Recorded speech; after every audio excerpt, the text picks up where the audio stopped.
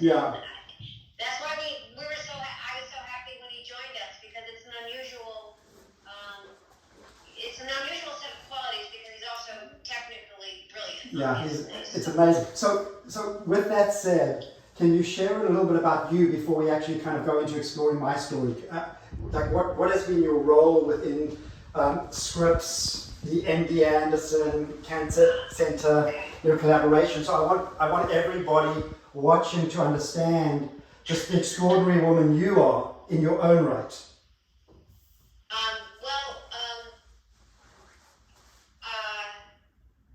I've been treating cancer since it kind of became my focus after I finished my training, and I was doing I did glioblastoma research when I was at the Brigham and Women's at Mass General, and my PhD was in cell biology, but it turned out to sort of be neuroscience. And then I've been working on glioblastoma since I came here, so half of my time is spent on glioblastoma research.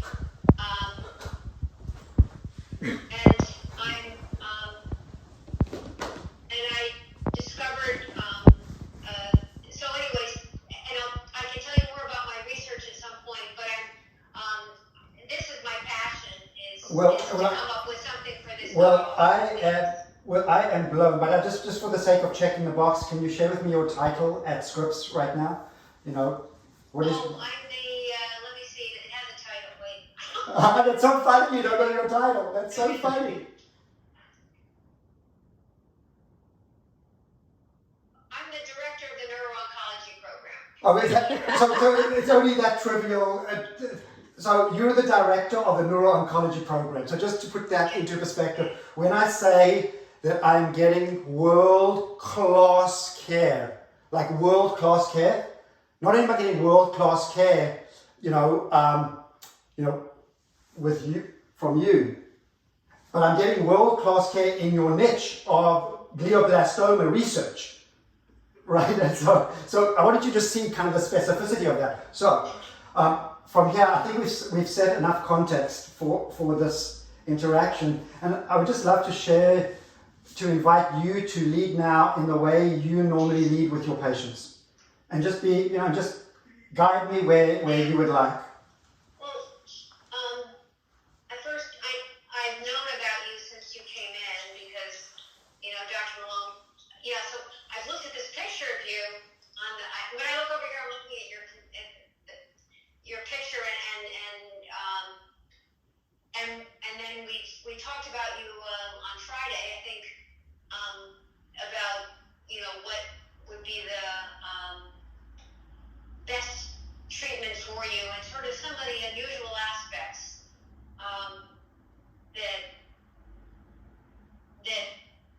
that we saw about your tumor, and also about who you were. So yeah. Hey, by the way, speaking of that, is there any way that you could hike the picture to put your face in the center of this thing? Because it's interesting. As you're talking, sometimes when you look down, your face is getting cut off, and I don't want people to miss an absolute word. I want them to see you in your full glory. Is that possible? The way you took? I'm right here. I'm in the middle of my. Oh, that's interesting. Okay, cool. That's better. Yeah. That's better. Okay. Oh, I love it. And even if you come back to the center a little bit, you're like off center slightly. Which way am I? Go to the right. Go to the right. Okay, I can go. Okay, all right. Okay, awesome. Anyway, you got the biopsy. I understand. I read the notes that you saw Dr. Mason, I think, on Friday as well. And how do you think you're doing? Well, let me tell you, I am feeling in perfect health. I'm in the full bloom of my life. I have no symptoms. I have never been this productive. I mean, since I got my diagnosis, I've put 70 videos in that YouTube channel. More than 70 videos. And today was a magical day. I will just tell you, I've been working with some major organizations, including the Global Wellness Summit, the Global Wellness Initiative. And this morning, I had this magic experience where they want to house the channel in their global wellness initiative. And this is like, essentially the global wellness, it's the Davos of the spa and wellness industry. So that's where this works. So you're going to be, at some point, you're going to be viewed by, over 1 million people. In terms of, so the scale of this, but the scale of this impact. So I am thriving, I'm thriving. So I'm in this honeymoon period.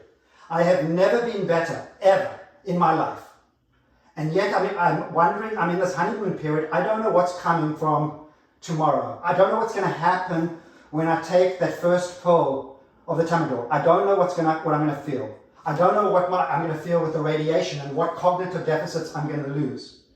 And I know that we're going to talk about Optune as well. I trust and I want to really, but this feeds into, I want to have as long a runway as I can get. I think I understand the average from this place, as an evidence-based medicine. I understand that the average from this space, just the average from all comers, is about 15 months from this stage of diagnosis. But I actually intend not to be average with all. I don't intend you to be either. Yeah. That's the main thing. I mean, we are going for the longest run possible, and we're also going for a cure, if you ask me. Oh, Yeah. Oh, now we're talking. No, I'm not saying that that's. No, I know. But that's how I look at it. But I will tell you kind of why that gives me joy. It doesn't only give me joy, it's because now I'm a case study for cancer care. I'm literally becoming a case study for cancer care. If I get a cure, it's a miracle. We're working in the force field of miracles. I mean, there's things at play right now. When I look at that case series of that prognosis, there are so many patients that with this diagnosis are living in fear. And that's not my experience. My neurochemistry inside is entirely different. I am actually living not on cortisol or adrenaline. I'm living on oxytocin. So I don't know where you've had where you've had a cohort study that represents me.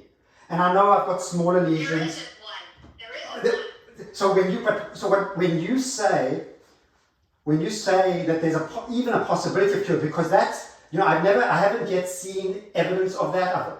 The longest I've seen in you is 11 years out. And you may have seen longer patients than that. I've seen longer. Oh, okay. Well, I want to hear about that. But so here's the main thing, is that this is not only about me getting a cure. The amount of hope this will give other cancer patients, if that becomes the happy end of my story, then I think we've done a phenomenon. We're not just fighting for me, we're fighting for the hope of all cancer patients and their families. Yes, we are. Okay. No, that's what we're doing. That's Yeah. what we're doing. And when I look back, you see, and I think that there's. Are you vegetating this on the one? Okay. So there's.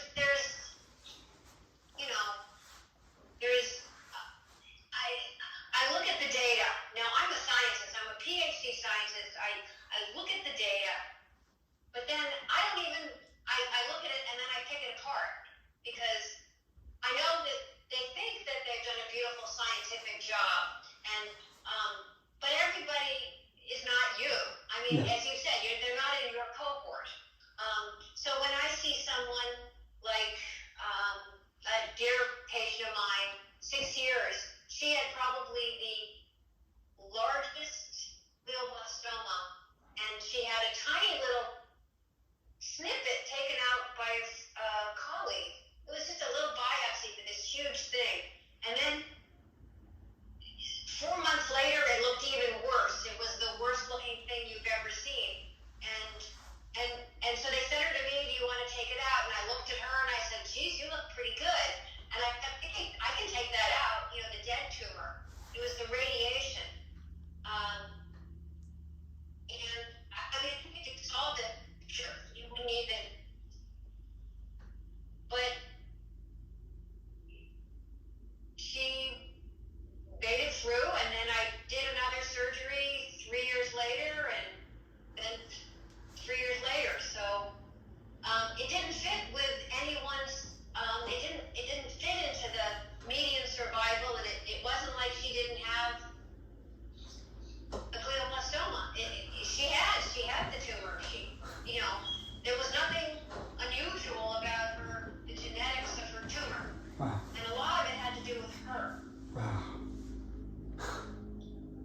let me just tell you. By the way, if you come back to your right here a little bit more, by your bookshelf.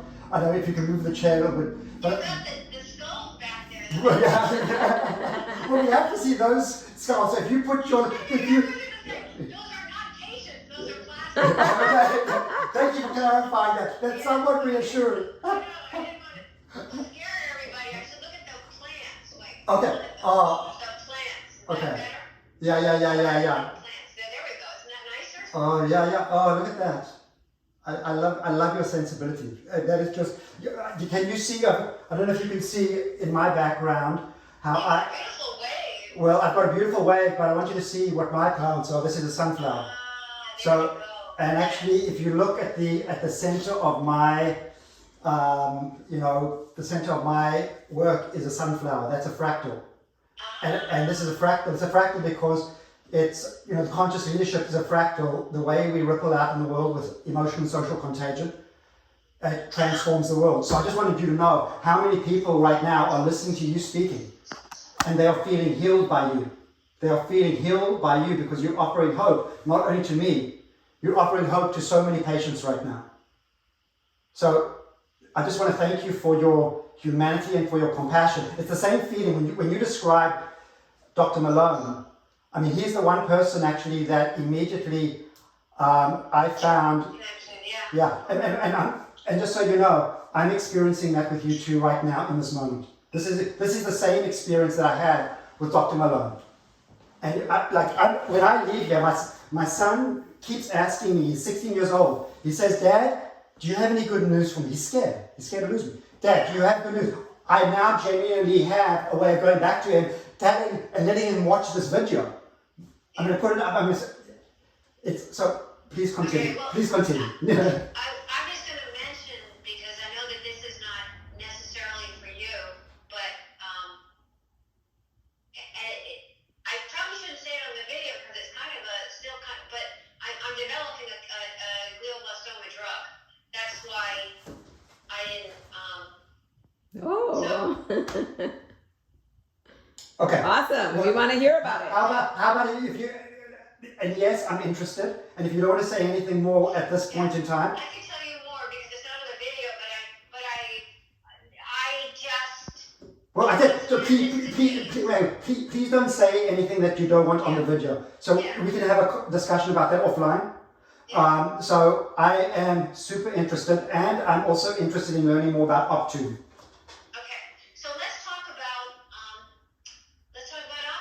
Okay. Well, and also your current treatments, your radiation and. Yeah. So you obviously in the record I'm starting radiation and the standard treatment tomorrow. Yes. Atamidor, and then I get targeted radiation therapy, and then what I'm looking for is the what else and when. So that's the only other that and and I'm having the other person that's extraordinary in the mix is Dr. Mason. And I know, so he's part of the care team, and he's going to talk to Mimi Guarneri, Dr. Guarneri, about how we integrate this with my integrative holistic health. That's going to be the portal towards that.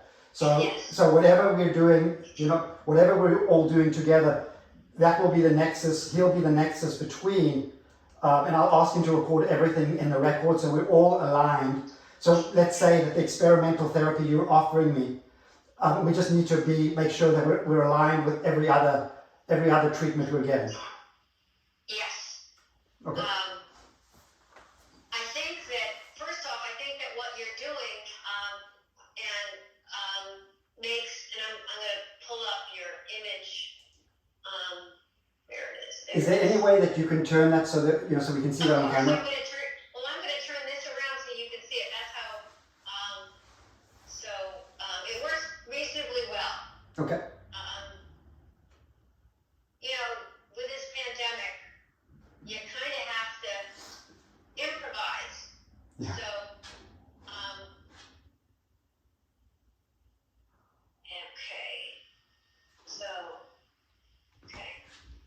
So you don't have a typical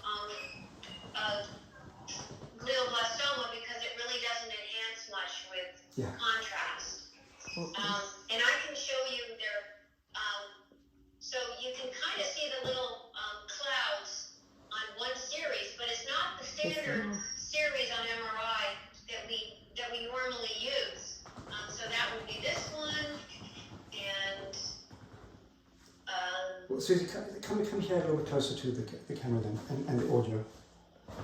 Forget, yeah. And then we have this one. I can't get too close. Okay, that's fine. Wherever's comfy for you. That was comfy. Okay.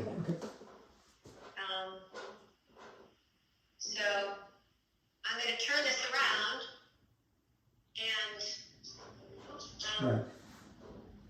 so I'll do this one over here, full screen, and this one over here. So just, can you see it? Yeah. And I know I can see that I have something in the premotor strip, and I have something a little bit deeper towards the midline near the corpus callosum. So this is the right side, and this is the left side. Right. And when you actually look, and this is the front and this is the back. So you come through this, and you don't see very much that looks different from left to right. There's just this There it is. Yeah. little thing here, and then a little thing here. So and this is the scan where they gave you the dye. And Right. so usually with glioblastoma, we see something that looks different. We see a lot more bucket over here, like a big light with the dye. Yeah, so when they're saying multicentric, can you just help me understand? Because that's the one thing I want to understand. Do I have multiple pockmarks, in my brain, so that makes it a little bit more difficult to kind of get at? In other words, Here we are. yeah. So this is a flare sequence. Again, left side of your brain, and we come up to the top. And you can see things more on the flare than you can on the contrast, which is atypical. What's flare? Can you share a little bit about flare? What that is? What's the flare? What's all that white stuff? So flare is a particular sequence on MRI which sort of shows where there's swelling in the brain. Yeah. And I'm holding this under my chin if it wiggles. So this is one pocket, and then there's this one, and then this one looks like it may have had a little hemorrhage. But I think that was debated by our radiation oncologist. And then there's a question of possibly is there something that's gone across, but he wasn't sure of it because, so that's why, there's these clouds. But it is different than what we normally would see. Yeah. So that's it. Yeah. So what I'm understanding is the histology, which means what we saw on scans, under the biology, that it was actually diagnosed on the biopsy they got. It was a kind of a grade 4 glioblastoma. So we know that. And that are you pretty certain of that diagnosis, right? Just based on the histology alone. Well, so that was, we looked at the images, and it has, it is cellular, and there was no necrosis, but it had certain microvascular features. But I would say that on that scan, perhaps you'd say it was on and that's because I want to be as hopeful and as optimistic as possible. It's not as bad as many people who come in with this. Oh, amazing. Okay. So that's a positive one as well. Wow. So, So- I don't like that it's on the left side, but... Well, Yeah, what does that mean? Yeah, so I know that because on the left side, it's really affects the right side of the body, and it affects, certain potentially cognitive areas as well, right? So, so right now, this is maybe the best you're ever going to see me.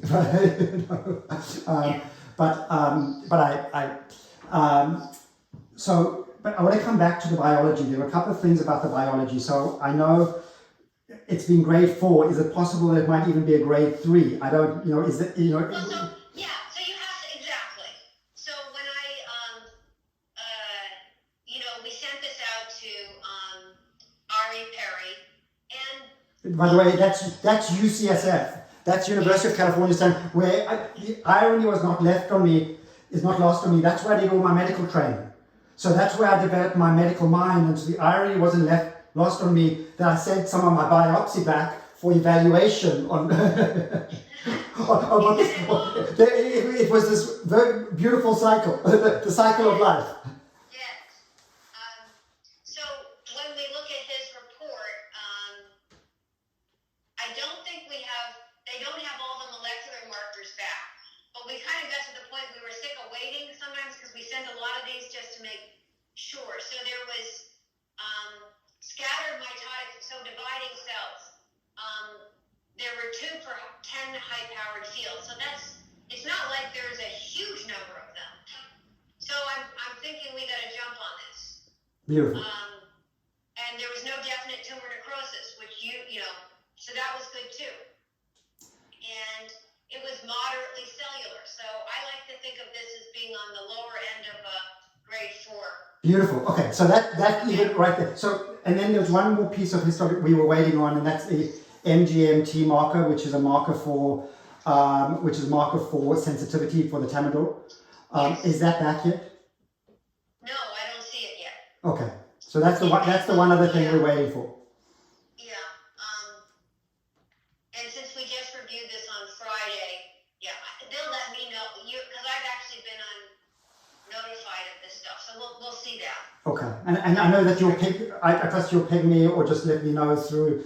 We have communication through the Epic Rec, and also I want you to make sure you have my cell phone so that you can reach me if that's easiest for you. And I'm saying that we can go through anyway. We'll communicate whatever way is optimal for you. I want to be respectful of you too. Yeah.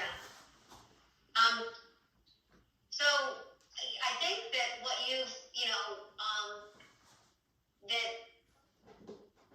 that there's no. Right now, I think doing the standard of care is the appropriate course of action. I don't think there's anything that's out there that's so massively brilliant that you should deviate. I mean, I really think that standard of care right now has been proven. It's stood the test of time, and I would go for it. I mean, I think that this is the right course. Okay, so what the standard of care, even the standard of care is now shifting, because the standard of care is radiation, and I'm really relieved that it's targeted and not whole brain radiation. Oh yeah. Yeah. So that helps me preserve, and I will talk to Dr. T about how. I mean, I know they have to go for usually a wider margin than they usually do, but my interest is obviously in maintaining a balance of maintaining my lifespan and not losing my cognitive deficits. So so we have to figure out what that's going to be. And then you've got the chemo, but this new emergent standard of care is to add the Optune device, because when I look at that data, it's interesting. It seems to me that if you look at the survival curves, it's almost like when you take it out. When you take the 5-year survival out, and the 5-year survival isn't rosy, it's about 16%, but ultimately the people that were on the Optune device, they actually bumped that up to something like 26%. So you almost double the survival, the long-term survival. Am I right about that? So the numbers not necessarily, but the double, yes. Yes. Okay. All right. Okay. Awesome. Yeah. So I'm very interested in actually going on it, and I know if you feel that this adds significant benefit. I mean, there's a rationale. I mean, I've had such a spiritual awakening, and I'm committed to being here for my family first, and for my work of serving you in this channel. I want to actually be a model. I really want to be the model patient of doing all that I can do to actually extend my life, or even put myself in a situation of cure. And then the way that I rationalize it, I'm in full spiritual surrender, and I'm experiencing that surrender as a loving, energetic field. And so for me to actually think that I would be wearing, and by the way, this is not going to be a pretty look, because I'm going to be wearing micro waves. I'm going to have to shave my head right? And Do so you I'm, still have to? Is that what it's still like? yeah. So it's The electrodes and I shaved didn't head. hear. yeah. Sue's asking, is it still is it still that I'm going to have to shave my hair and put? Okay, you want to see what it looks like? Yeah. Yes. I think everybody wants to see what it looks like. Okay. So while Dr. Barnett looks at this, I just want you to know, I want you to imagine that I'm going to look very, very different. You know, this is after my radiation therapy, I'm assuming is all completed, right? This is when we would go into the next thing, and we'll describe why this is so exciting. Yeah, and also what does Dr. Barnett think it will do for you? Yes. Okay. So let me let me walk over here. Okay. This is an amazing.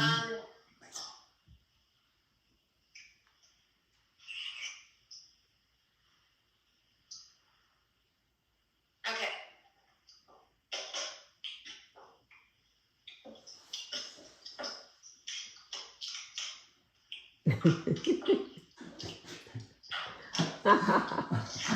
But you know what? But you know what I'm watching is how you're cradling you're cradling him with love.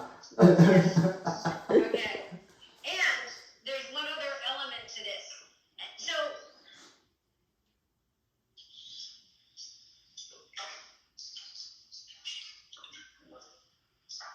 I know. It's like when I say I'm carrying baggage around, it's literally I'm carrying baggage around.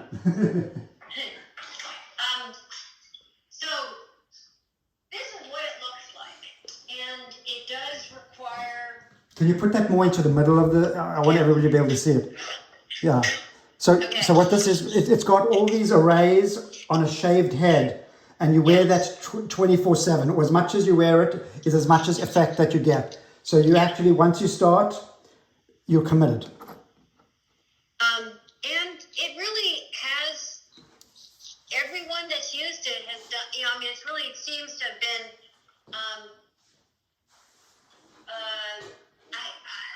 when it came out in 2011,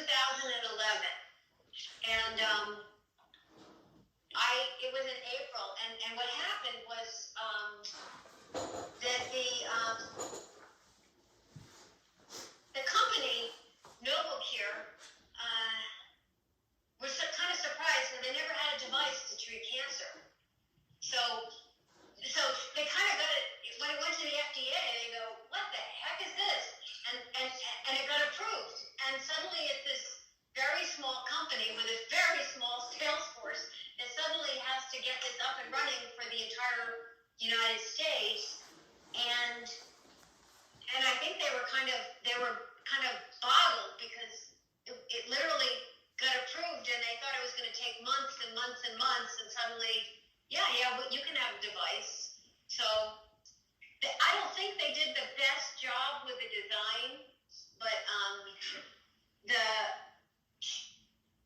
I keep on suggesting different ways. But anyways, we started offering it as soon as it came out here at Scripps, and then the phase 3 trial that you're talking about, where they essentially doubled the 5-year survival,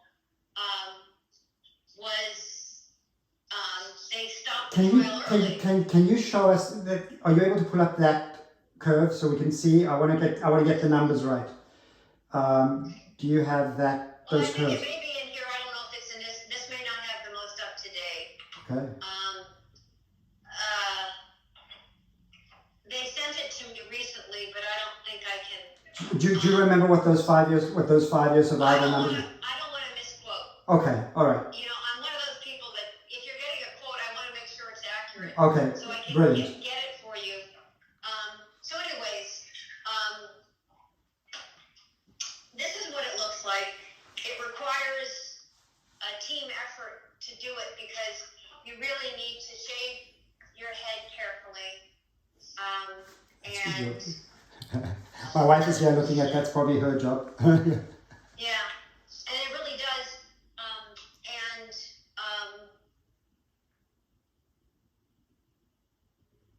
These electrodes really have to go right up against the skin, and they will come out to your house.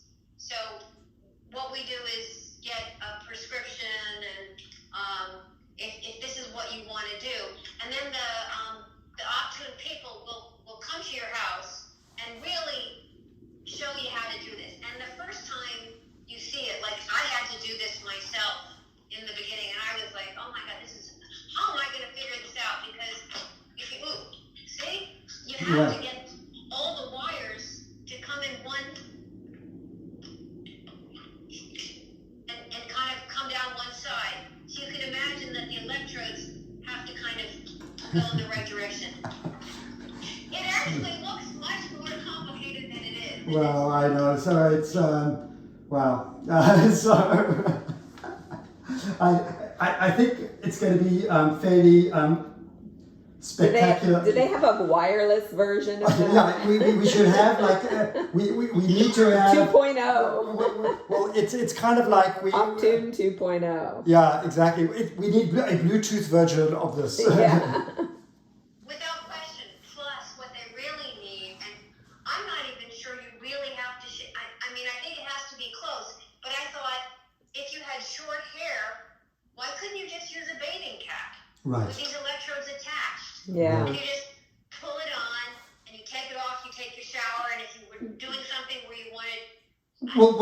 Well, can you share with people why it works? Because these are TTF fields, and what I think it's tumor transforming fields. What is Tumor TTF? treating fields. Okay. Tumor treating fields. Okay, and so what does that? What do these Yeah. practically So I do? Yes. I think this is my most recent. I don't think they've given me. Let me see.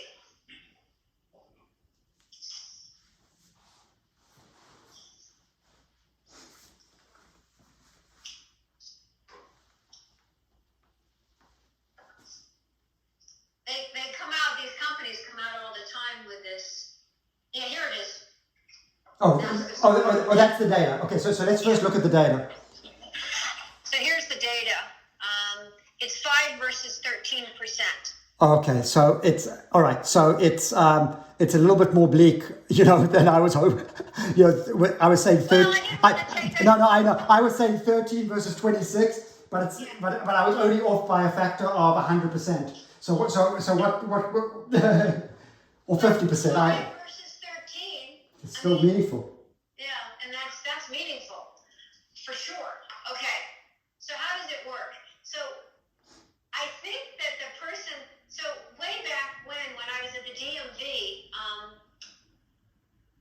one of the people that was involved in developing it calls me up and says, "Hey, hi, I know that you have a glioblastoma model, and how do you do it?" And he was I think he was a neurosurgeon.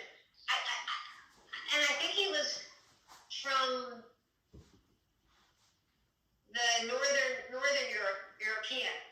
Anyway, so I'm telling him, oh yeah, I know this is how you do it. This is the mark, and I'm literally at the DMV in line, and then he was on this paper that came out in Proceedings National Academy of Science, and I remember reading it, going, oh my God, that is so crazy. I mean, I thought it was. Well, it's a different kind of energy medicine. Sometimes this is energy medicine, right? Yes, exactly. So that's a call out to the value of energy medicine. Okay, so this is one of the things they give us to show us how to. I can look on both sides. Can you see that? Yes. Okay, so it just shows normal on the left-hand side. It shows normal cells dividing and how the cells, and they start to pull apart. Can you see that? Yep. So they're going through mitosis, right? Yep. Yeah. So when cancer cells, I mean, it's not like they divide any differently. So I don't know why they're showing. I'll read it, but. Can you move it over to the right? Because we need Like that. that? Yeah, Okay. because now we can see the normal cells. But even if we move it over more to the right, which is there we go, perfect. So now it's showing. Now it's. How far that is off the screen? Yeah, beautiful. Now you're in the center of the screen. So the cancer cell, Okay. it says structures align within the cancer cell, within the cell, and then cancer cells begin to divide, and then it leads to uncontrolled cell growth.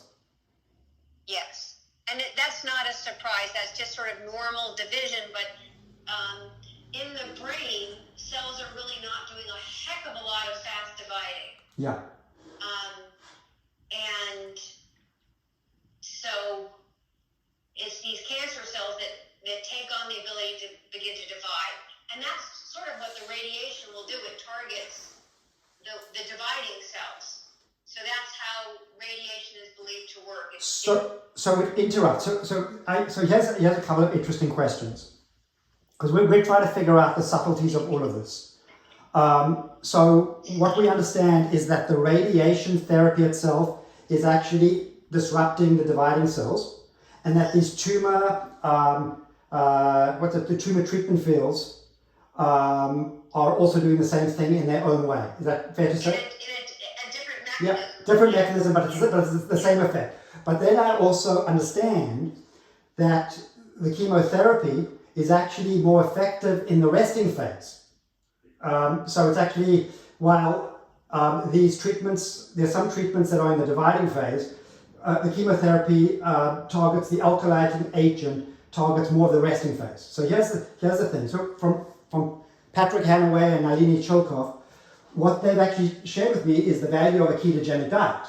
Because what a ketogenic diet does is it creates a bigger differential between, because the brain's neurons are so glucose hungry that if you go into a ketogenic diet and simulate starvation, then you actually put the undividing cells more into a resting state, and that leaves a greater differential. So I'm curious about how a ketogenic diet might augment both the radiation therapy, the effect of the radiation therapy, and the TTF from the Optune device. But then I've actually, in the other direction, which is making it so interesting and subtle, then because the chemotherapy targets the resting cells, I'm wondering if on one hand we're getting benefit and on the other hand we're getting more damage. So there's almost this art of how do we actually kind of navigate the diet to actually get maximal effect. And I think we need some, I know that this is not particularly your area of expertise, so I'm sensing that we need to find, Well, also, first of all, is that true? Like, why are they targeting different states? What was that? I didn't. Why are the treatments targeting different states of cell division, whether resting or dividing? It seems to be contradictory. Well, every drug has a predisposition for a mechanism of action that either actually targets dividing state or resting state. So it's just that this combination targets both these areas. So but you're about to say, you were about to share about the. I actually am very interested in, and I could talk to you a lot about the nutritional supply to cancer. Because that's what I do. Oh my God! Well, excuse me for making that assumption, because now that gives me even more joy. So Sue will want to work with you. Yeah, I really want to learn about that. Yeah. We can talk about that, but let's go through Optune, because Optune's mechanism is, and let me see, do they have a decent picture? I'm not always great. Okay. But I don't think these pictures are all that great. But if you think about two cells that are pulling apart, and let me see, do they have a decent picture of that? Let's see.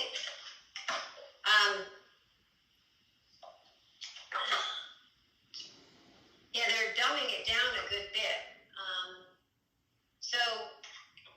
But I think that when cells, it's going to hit the microtubules, which are very sensitive to the radiation, and then it causes, let me see. Is it still? Have you coming through? It may be Zach. Zach? Hey, Zach, do you want to come and meet Dr. Barnett? Because she's amazing. Hey, while you're looking for that, Zach, is Bill upstairs and available? Because I'd love you to both come meet Dr. Barnett. This is my director of neuro-oncology.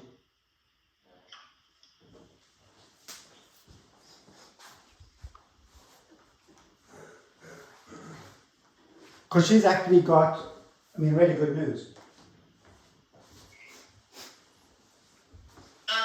The way I like to look at it is that there's when cells divide, they have to pull apart, and there is a certain amount of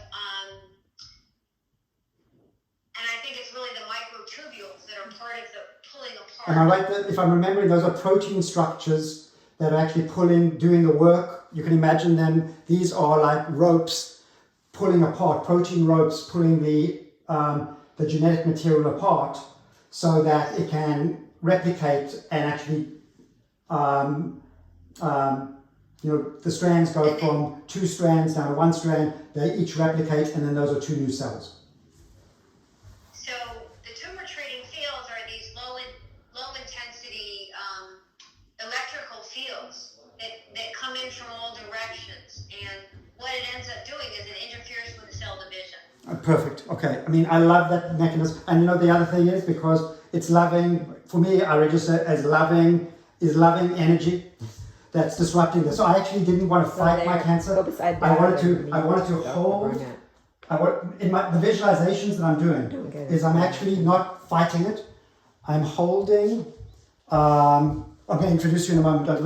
I'm holding this in the field of loving energy to actually hold these cells until they decide to disrupt and disintegrate and go on their own way. So that's actually the visualization I'm running, which is very congruent with the Optune device. And I think it makes so much more sense than the idea. So,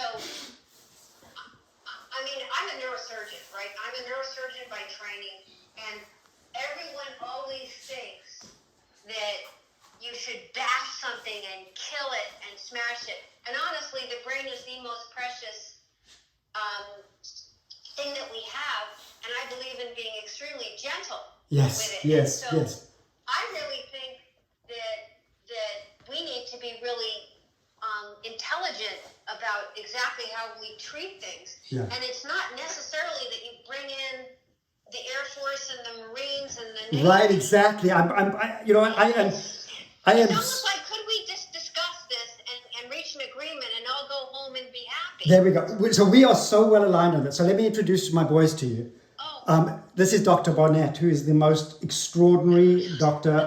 He's up there with the incredible. No. Okay. No. Just meet your son. Okay. All right. So Dr. Barnett you asked me, Dil, is there good news? She is giving me so much good news about my condition. So much good news for me to be very optimistic about it. So I wanted you to meet Dr. Barnett, who's actually going to be one of the most important individuals in my ongoing care, is already. And I want you to actually I want them to feel your presence, because I want you to give them hope too. So is there anything that you can tell my boys at this point that you feel would give them a sense of hope? Just like a very short summary of what we've spoken about, like why you're hopeful about my case in particular. Well, I think that it's unusual already to start with. It doesn't look as aggressive and nasty as we often see at this point. So I think that that's really good news. I think that everyone's an individual,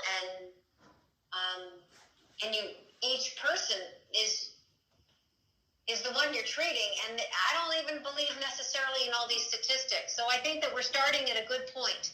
It was caught not even early; it just doesn't look the same. And so I think that there was a warning that made you figure out that something was wrong. You got imaged, you got a biopsy, and we're on the way. Yeah.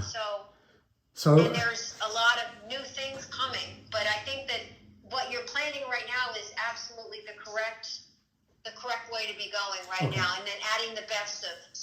Okay, so I just want to the other thing that, and I know that but even you using the term, and I'm not saying there's any guarantee about this. I just want to be very clear. There's not guarantee, but this is the first time I've heard any doctor in the system use the word of possibility of cure. Wow. I go into I'm not saying that to me, I'm not saying that that's likely. Yes. But I still think it's possible. I would never look at glioblastoma as this disease that I absolutely hate without thinking that we have the possibility. And that is what I'm trying to do. I mean, and yeah, we can cure it in rodents, so why can't we cure it in people? Okay, so the boys are going to say goodbye right now. But, I want to say something. Okay, yeah. That's so weird that you say that. Like, I said the exact quote that I told all my friends and my dad and my brother even. I said, it just looks different than it. Because I saw his brain scan. And I'm not I don't really know. I'm not that good at biology and stuff. But I said those exact words. Okay. That it said it looks different. So here's where it looks different. Yeah. It does. It doesn't look the same. So here's where we get, as they say goodbye, I want to do a ritual. We're going to do Let's Go, actually, because now we've got a fighting chance. And so when Dill and Zach play football and play lacrosse, and when they rally the team, they do this thing, let's go. And so on going, let's do a 1, 2, 3, a vigorous let's go. Should we do that for everybody? Okay, here we go. Join us. 1, 2, 3. Enthusiasm. Let's go! It's really nice to meet you, Dr. Barnett. Yeah. Thank you so much. Nice to meet you. Told you. Yeah, I'm with you. Oh, I'm so happy. It's amazing. So so I want to hear more about the diet. More about the Optune and the diet. I want to check in that's with every you. day. I also want to check in with you. I realize that this may have been a longer session than you. I want to respect your time, and so if The good news is that the person canceled right after you. well, that's a synchronicity. We're having all these synchronicities, so maybe that's so. But I also want to still respect your time. So, is there anything else you want to share? Because the diet and the possibility of new drugs we can do on another call. But I want to know kind of in general, because that is most immediate to you is the diet. This is what I'm dealing with 3-4 times a day. Yeah. So I want to make sure that we're not doing anything wrong that's not going to work for his treatment. Yeah, that's a good point. So I think that the ketogenic diet is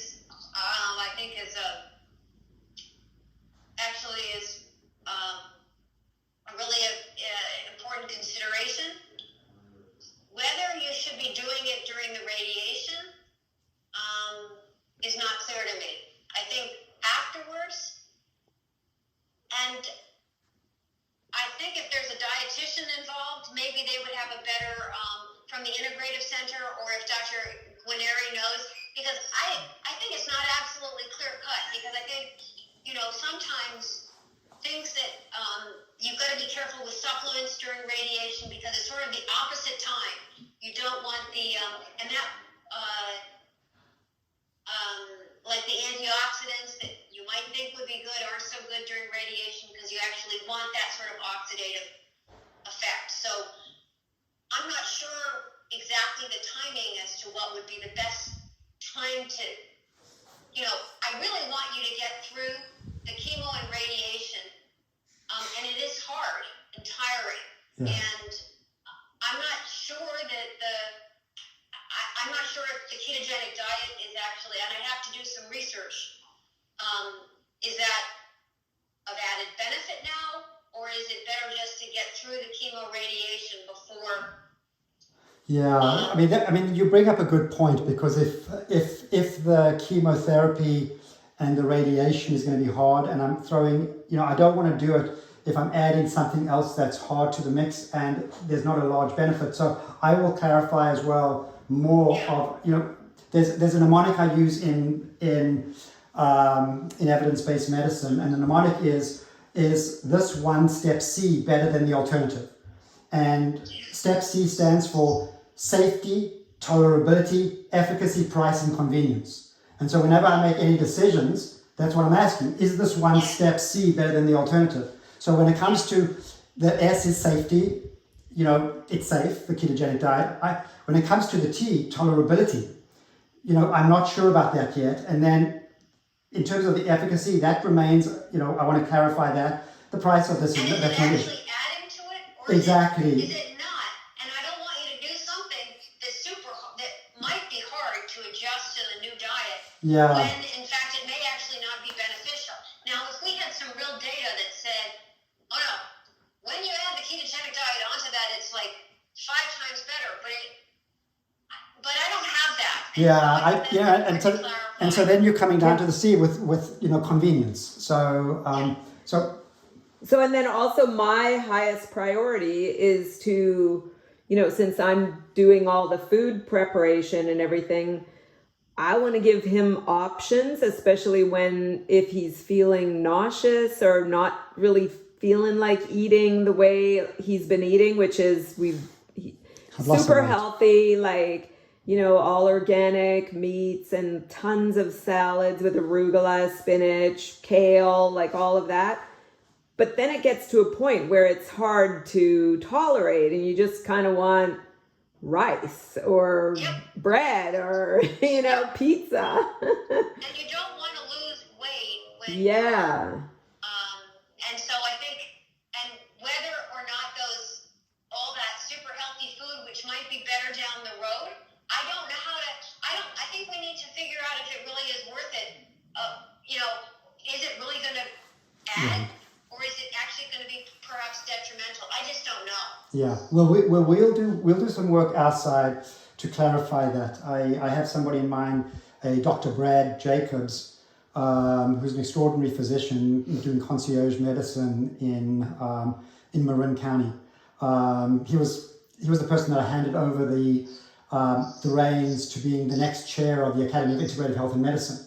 He sent me a text offering. He said he knows a nutritionist whose actually kid had a GBM, and so she developed all this expertise in GBM, and she said there are subtleties. So I'm going to reach back out to Brad to clarify, to see if she can put me in touch. I think her name is Miriam, to clarify what the ideal diet would be during this time. So I'm going to do that over the next day or two. And I didn't mention to you, but I have I just was thinking I left out because he had my cousin had glioblastoma. I just have an aunt with glioblastoma. Wow. Oh my God. Doesn't sound very rare. My cousin was 16 years ago. He's still alive. Oh my God, that's the longest surviving patient that I've heard of so far. No, I mean, and I was talking to my second, his mom, and it was kind of in the beginning of COVID, and I hadn't even heard, and she goes, oh yeah, he's doing fine, and I'm like, because I remember his was very deep in the brain, and it was proven as well. So there you go. I haven't mentioned that. Well, we like to hear those stories, because those are stories of hope, not only for me, but for every. I'm imagining there may be a substantial number of GBM patients listening to this, because we're going to be passing these videos out into the cancer advocacy networks, and in particular, this would be most relevant to the GBM network. So I'm very mindful of, I may have fellow GBMers out there that are, learning a ton from this. And so I'm feeling really blessed for the richness of this this discussion that you're sharing. So let me ask you, I'm sensing that we're busy wrapping up now. Would it be fair to say? Sure. And I can. We could actually do the next steps, and we can stop the recording. We don't have to actually kind of do next steps on the recording. But maybe at a very high level, you can say what the next steps are, what you would suggest at a very, very high level. And then we could do a close, and we'll come down to the details. So what would you suggest as being the high level next steps? High level. I'm not sure what that means, but okay. Do you mean? I just think you need to get through the chemo and radiation. Okay. So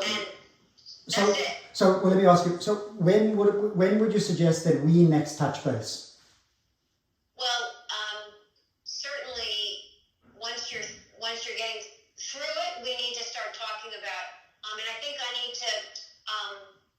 like, are you going to guide the Optune process? So, Yeah. and I imagine that needs prior approval, and Yes. needs. So I think we should start that now. Okay. We need to get it.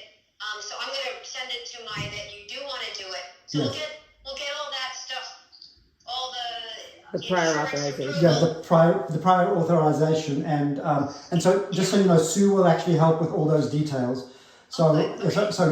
so you can correspond. And by the way, this was this was also the part in my interaction with Dr. Mason where I paused, where I wanted to have a moment of silence for Blue Cross at this point. In, Blue Shield. Blue Shield. I want to make sure that let us pray for Blue Shield because I've become a very expensive patient. Amen. So,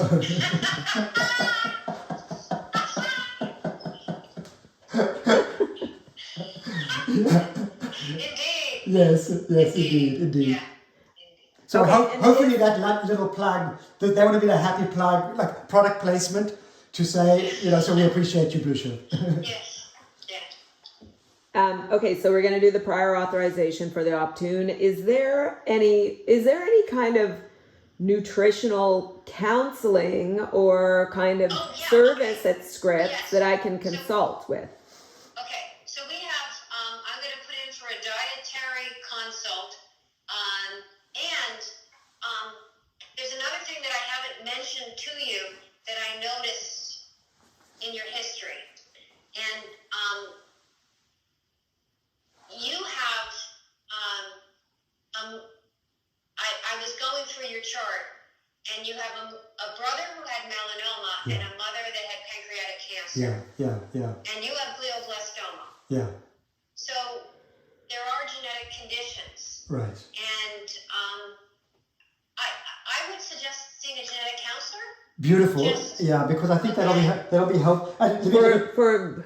For Danny's sake or for our boys? I mean, I just want to say, I mean, they are. Wait, for the boys? I think for your boys, but I also think we'd like to know if it may help directing some sort of treatment if there was something that we saw. Yeah. And I know no one likes to think of that. No, I think it's an important point because, for example, I don't know what the family would be, but there are families, clusters of cancer, like multiple, endocrine neoplasias. It's a family cluster. Yes. And so I don't know I've never heard of this particular cluster. But I think we need more expertise to see if a cluster exists. Well, there is, I think leaf-romani is one of them. Oh, okay. And I don't know, but I would like to put in that authorization for you to. I would love to do that. Yeah, I would love to do that. Yeah. So we've got next steps. What we have is 3 important next steps. Nutrition consult, which is actually the most urgent thing for Sue. We're going to be putting in for the prior authorization with extended gratitude to Blue Shield. And then this last piece is the genetic counseling, which, and that doesn't seem urgent, but maybe it is urgent if it influences therapy perhaps, but I think that's. I don't think it will. That's down the road, but I'm going to put in for it just so they'll probably call you up and you can say, look, can I get through what I'm going through and then do it in a couple months or something? I mean, Perfect. That's totally reasonable. Yeah, perfect. But you may get called as soon as you put in an authorization. Sometimes they start calling you and you're like, wait, what? I don't need it right now, but Okay. I'll put the referral in. Okay, so can I do a graceful close and sing your praises? Would that be offensive to you if I sang your praises? Please, Okay. can I turn off? No. You stay on here. Okay. No. I know you don't need it. I know you. Please. This is actually for everybody. It's not for you. Patients need to know what outstanding care looks like. So what you have just seen with Dr. Barnett, what you have seen. No, please don't. Please stay with us. I want to hear more about. No, we're wrapping up right developing. now. We can do that later. We're wrapping up now. So I want to acknowledge Dr. Barnett as not only kind of the model of envelope of competence in her field, director of neuro-oncology, envelope of knowledge of her expertise, but here is what I want to acknowledge with you, Dr. Barnett. I have felt such loving care in your presence. I felt such loving care in your presence. So while we've been talking about kind of steps ahead, actually this has been a healing experience for me. I want to just tell you, I've taken that to heart. I've taken the way you have treated me as the best medicine of all. In the academy, we say love is the greatest healer of all. So I feel healed. I feel healed in your presence before you've even started therapy, if that makes any sense. This was the intervention itself. You know, there's an anecdote here. I diagnosed my mom with a pancreatic cancer. The first physician I took her to see,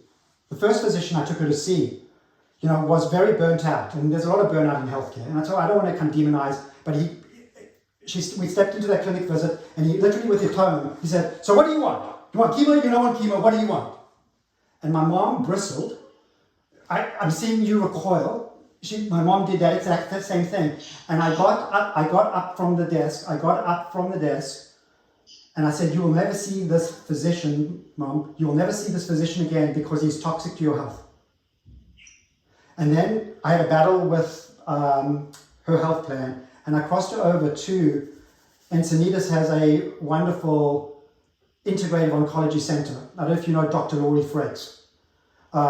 Anyway, she's an extraordinary oncologist, and actually the experience was different. They have a beautiful setup over there, and Dr. Laurie Frakes, I'll never forget, where was, you know Dr. Laurie Frakes? I think so, yeah. Okay, so I wanted to paint the picture. Dr. Laurie Frakes was there in the transition area waiting to meet us. So she was not, you know, while this other physician was behind stacks of papers at his desk and didn't look up for about 5 minutes of awkward silence, Dr. Laurie Frakes actually was standing over there. She was standing, you know, in the transition area, and she went like this. "I'm really happy to see you. I'm really so happy to see you. Around here, we're a hugging kind of people." And this is pre-COVID. Yeah. Would you be open to me welcoming you with a hug, because I want you to feel my loving presence and how you're safe here. And I'll tell you, I watched my mom lift her energy, literally like my energy has been lifted in your presence. And after that, she came out with renewed hope. And she said to me, literally, this is what she said, the exact phrase she said, "That woman is a pill." And you know, sometimes when we say somebody's a bitter pill, my mom meant it in a different context. She said, "That woman is a pill. She is a therapy herself." And what we forget in medicine, it's often not the script that actually counts. It's we actually forget that we are the medicine itself. So I want to pay tribute to you for showing up in the way you have during this call, for giving me the best medicine I could ever have hoped to receive on this call. But what you have, and I'm just going to add this back, is you have wonderful support and you have a loving family. Yes. And in my opinion,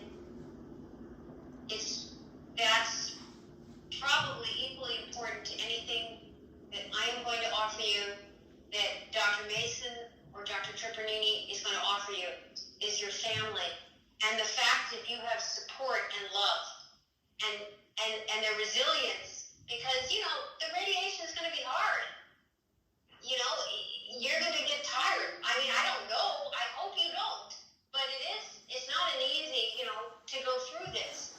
And when you have people that love you, that support you, that is, I think, more important. When I see, you know, my patient that you'll have to go up to the garden. Yeah.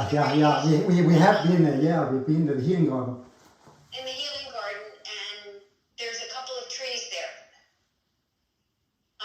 And that woman, she lived 6 years, but she saw her daughters get through high school, get married, and 2 grandkids. Mm. So, you know, and what that woman had was the most support of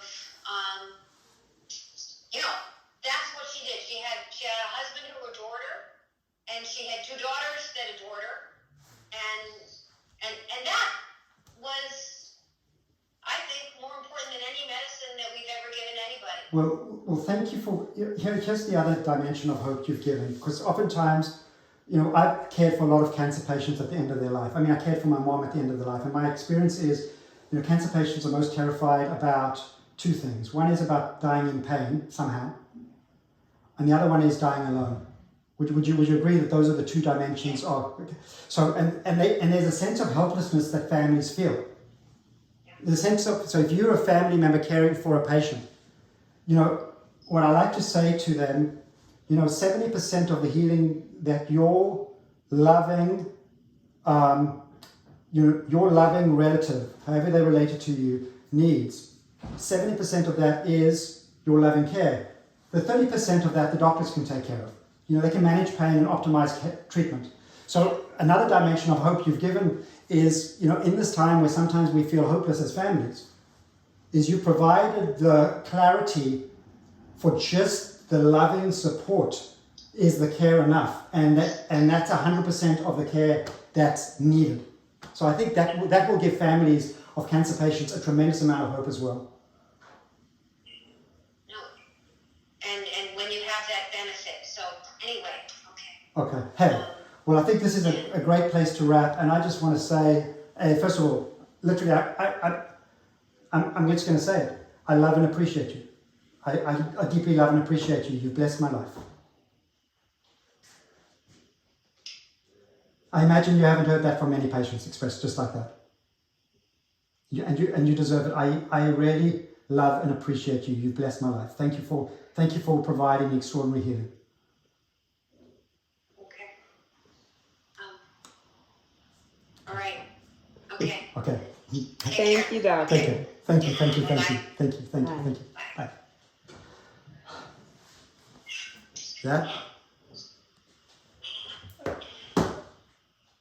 That was the most extraordinary, I have to put this up there. That was the most extraordinary healthcare experience of my life. I am shaking with gratitude and joy. I have such hope and optimism. I hope the hope and optimism I'm feeling right now is translating to the hope and optimism that I've hopefully inspired in you on whatever your journey you're going through, whether it be cancer, whether it be heart disease, whether it be, countless diseases, whether it's psychological illnesses that are causing you suffering, depression, anxiety, post-traumatic stress disorder. I just want to, just give each of you listening over here hope. And if you're family members of patients who are suffering, this needs to be seen by a million people. This interaction alone needs to be seen by a million people. So please subscribe below this video for the sake of everybody else. I love you. Have a good night, or good day, or whatever, or good morning, or wherever you are. Okay.